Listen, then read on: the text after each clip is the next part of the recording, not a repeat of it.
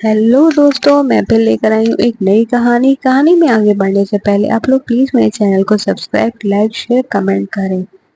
घड़ी की दोनों सुइयां भाग रही थी। विमला देवी ने सुबह 5 बजे उठने की अलार्म दिया था, पर न जाने क्यों उसकी आंख फिर लग गई। वही उठी तो घड़ी में पूरे 6 बज चुके थे, यानी पूरे 1 घंटा लेट। उसे जल्दी जल्दी दातुन किया और रसोई घर जाकर सबका नाश्ता और दिन का खाना बनाने में लग गई। समय बहुत हो चुका था। सब काम जल्दी से करके उसे अपनी बड़ी बेटी गीतिका को घर जाना था। गीता के घर जाना था। गीतिका की डिलीवरी जो होने वाली थी। माँ उस काम के लिए नहीं पहुंचेगी तो कौन पहुंचेगा। चलो, खाना तो बन गया। सबका नाश्ता स्नान करके आने के बाद देती हूँ, ऐसा विमला देवी ने सोचा। बाथरूम में वो नल खोलने गई तो जल्दी की वजह से उसका पाँव फिसल गया। अब उसका उठना मुश्किल हो गया और वो दर्द से कहराने लगी। उसने जोर से अपनी छोटी बेटी कामिनी को पुकारा। विमला के पति और कामिनी दौड़कर चले आए। बड़े मुश्किल से बाथरूम का दरवाजा खोला गया। बाद में उसे डॉक्टर के पास ले गए, जहाँ उसे जाकर पता चला विमला देवी के एक एक पैर पे फ्रैक्चर हो गया है। बूढ़ी हड्डियां थी, गिरने से एक आधे का टूटना वाजिब था। माँ को अपनी चिंता कम और बड़ी बेटी की डिलीवरी की चिंता ज्यादा थी।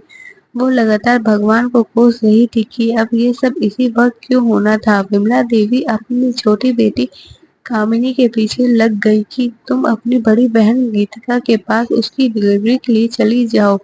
ऐसे वक्त में अपनी छोटी सी भांजी तारा का भी ध्यान रखना है। उम्र में कामिनी छोटी न थी, पूरे 20 बरस की हो चुकी थी। कामिनी माँ को ऐसे छोड़कर जाने को तैयार नहीं थी, लेकिन माँ ने उसे समझाया कि उसके पास देखभाल के लिए कामिनी के पिता है। माँ की जिद और बहन की छोटी बच्ची तारा का ध्यान आते ही वह जाने के लिए राजी हो गई। कामिनी अपनी बहन के यहाँ पहुँच गई। 2-3 दिन बहुत खुशी से बीत गए। साली और जीजू में जमकर बातें की। वैसे ही एक लौती छोटी साली थी, जिस वजह से उसकी अपने जीजू से बहुत बनती थी। आपस में हंसी मजाक भी खूब होता था। कमलेश बहुत ज्यादा अच्छा इंसान था। तारा भी मौसी के आने से बहुत खुश थी।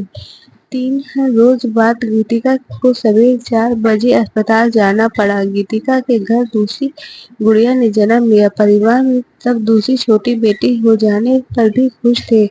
रात में कमलेश को घर जाते आते देर हो गई। कमलेश मिठाई के साथ बहुत सारा सामान लेकर आया। वो साथ में एक आइसक्रीम का छोटा फैमिली पैक भी ले आया।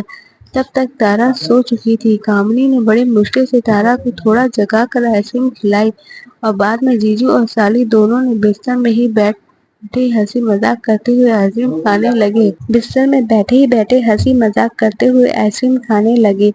थोड़ी सी बची हुई आइसक्रीम के लिए दोनों के बीच मजाक मजाक में छीना झपटी होने लगी। एक समय ऐसा आया, कामिनी बिस्तर पे नीचे लेट चुकी थी और कमलेश उसके ऊपर था, बिल्कुल ऊपर। अल्हड़ उम्र में कामिनी ने अब जीजू को दूर करने की न हिम्मत थी और इच्छा थी कि जीजू अब कमजोर पड़ चुके थे। आखिर वो था तो एक मर्द ही, और बाद में उन दोनों के बीच जो हुआ वह बहुत शर्मनाक था।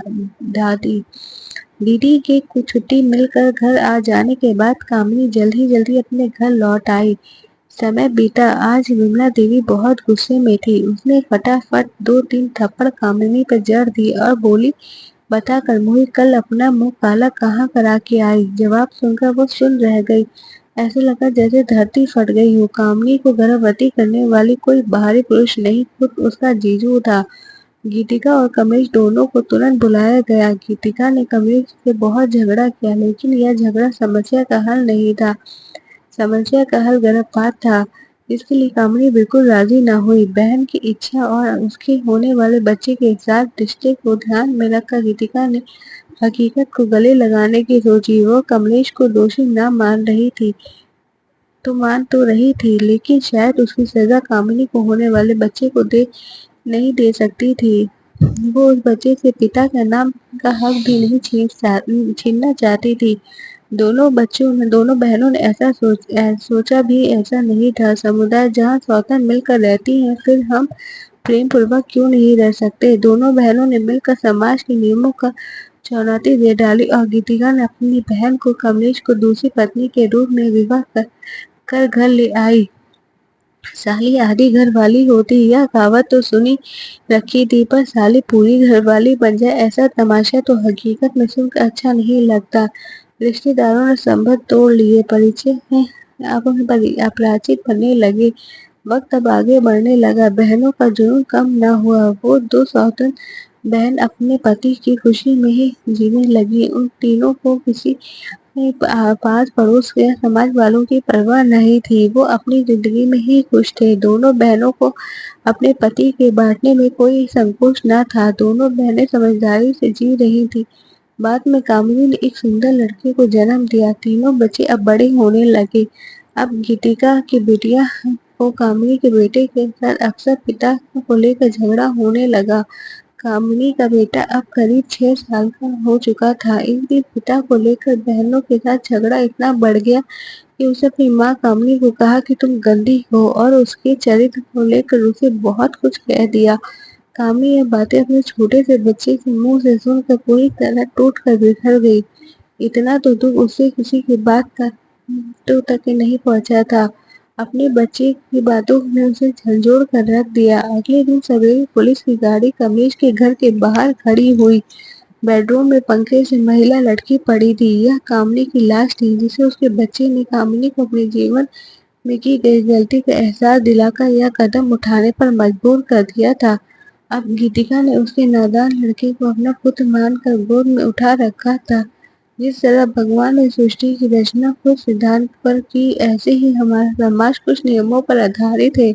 यदि उन नियमों का पालन न करते तो एक न एक दिन उसका अंत दुख होता है। Thank you for watching.